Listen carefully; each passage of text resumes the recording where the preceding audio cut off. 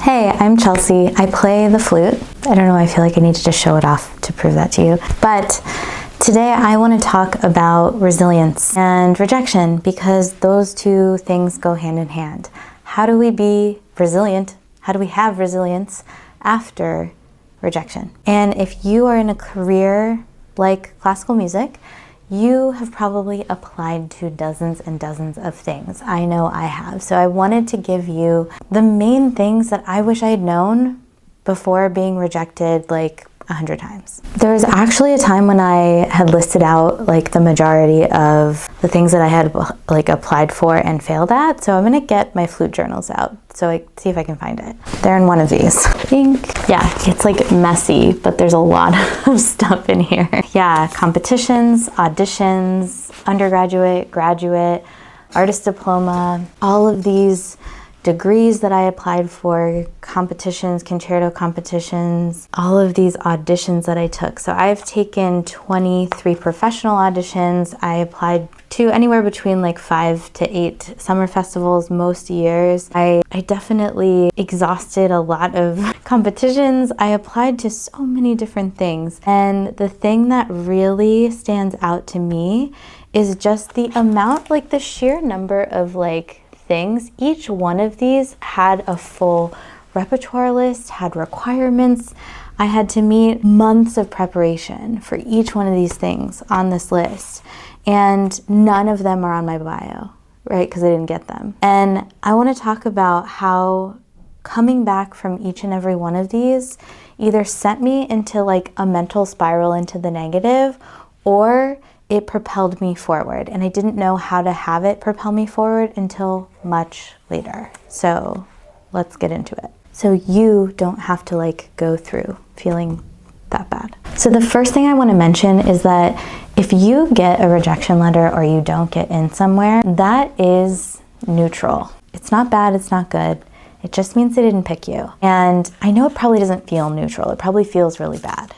But that circumstance, that fact that they didn't pick you, it doesn't mean it's a good thing or it's a bad thing. It just means they didn't pick you. And you don't necessarily know why, right?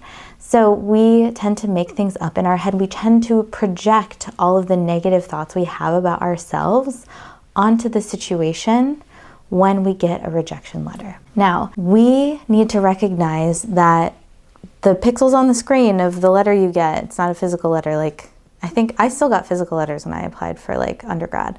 These pixels on the screen aren't the things that make us feel inadequate or upset or rejected. It's our thoughts about the thing. Now, humans, if we have an expectation, if we have a desire and then it's not met, we are definitely going to feel disappointment. That is just the recipe for it, right? So we have this disappointment because our brain is interpreting this thing that's happened in a certain way, and we're gonna feel disappointment. And that is so normal. That is something we do wanna process. And if you want my 5-step process for going through an emotion and allowing an emotion to happen within your body, you can click the link above here, and I'll link it in the description too, because that's actually, I think, the biggest superpower to handling rejection is feeling whatever emotions come up and not fighting them. But we have these baseline emotions of like disappointment. Maybe we feel a little bit discouraged. Maybe we get to mourn the path that would have been if we had gotten in, right? Those are all very normal, very healthy things to process. And once you process them and kind of allow the physical vibrations in your body to happen, they pass so much more quickly. But most of us resist those emotions and we make them mean a lot of things about us. So the first question I encourage you to ask yourself is, what are you making this letter on a screen, these pixels on a screen, what are you making those mean about you or your potential or you as an artist or what you're capable of or what kind of person you are? And just observe what your brain says. Do not judge your thoughts, because your thoughts are probably a little bit judgmental. But don't judge yourself for having the thoughts. Just write them down on the piece of paper. Let the piece of paper hold them.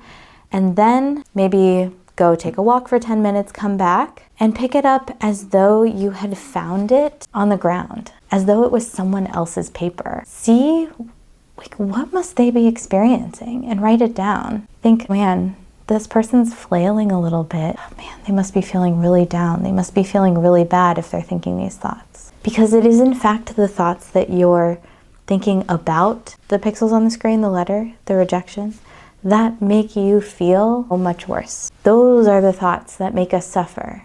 Not feeling the disappointment. That's just a physical vibration in our body.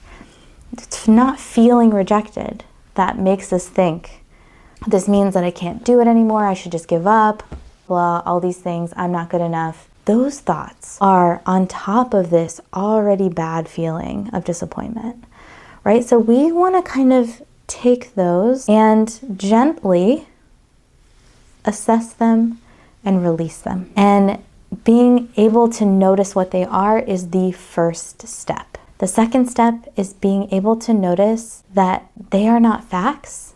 They are opinions and stories that your brain made up. And your future of your career and your ability to do what you want to do and have the life you want to have is in those stories. You can look at a rejection and feel disappointment, that's part of it, and make it mean that you're not good enough or that it's just one of your 100 rejections. This is just the part that I was rejected from this thing and I chose myself anyway. And it doesn't feel good. I think that's like the biggest misconception ever, is that if we're resilient, if we have resilience, then it feels good. It doesn't. It feels terrible. Disappointment in the body, rejection in the body, feels like you're gonna die, because 1,000 years ago, or thousands of years ago, when we all lived in groups of like 100 people, if you were separated from the group or you were rejected from the group, you would die in the woods alone. No wonder it feels so bad. It's not supposed to feel good. And so the next time you go into an audition, let's say you pick yourself up from this one.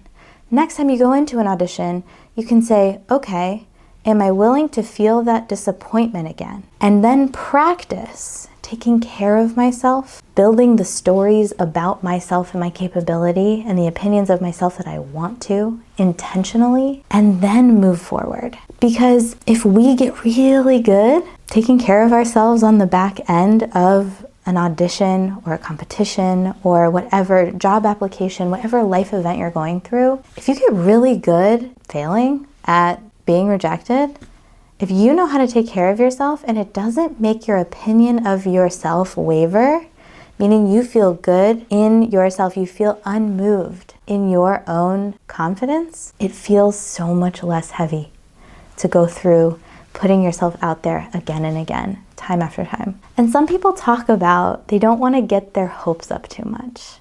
And I want to address this, because if we don't commit fully to what we're doing, first of all, we're going to have a lot less of a chance of like getting whatever it is that we want. But we tend to subconsciously sabotage ourselves sometimes, because we think that if we put our all into everything and we don't get chosen, everything we have, all of the strengths that we have are still not good enough. But that's only an interpretation of the rejection. You can be good enough to get into something and still not get in. You can be good enough to do a job and not get that job. This is holding both possibilities at the same time, and it is 100% true. If 100 flute players audition for an orchestra and there's one spot, are there people that are good enough to get that job and do that job? Many, but they're not all gonna get it. Sometimes they don't hire anybody. I want to address getting your hopes up and having confidence and then being let down at the end. You're only let down at the end if you let someone else's opinion of you, or whether they choose you or not, mean that you're good enough or not. That is when we outsource our worthiness to other people. That never feels good. If you are confident in yourself, you know you're good enough.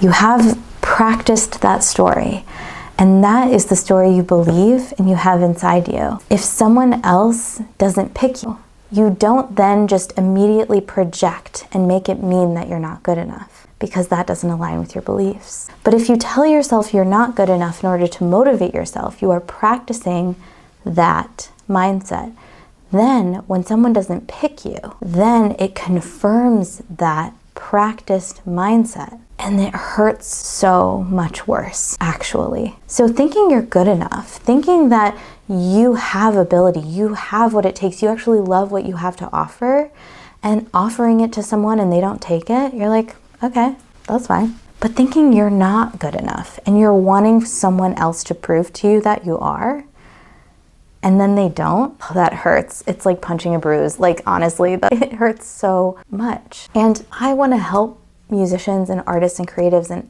anyone, honestly, anyone who will listen, feel empowered so that they're really owning, like, this is what I have to offer. I like it. Here it is. Do you want it? Do you want to hire me? If not, that's fine.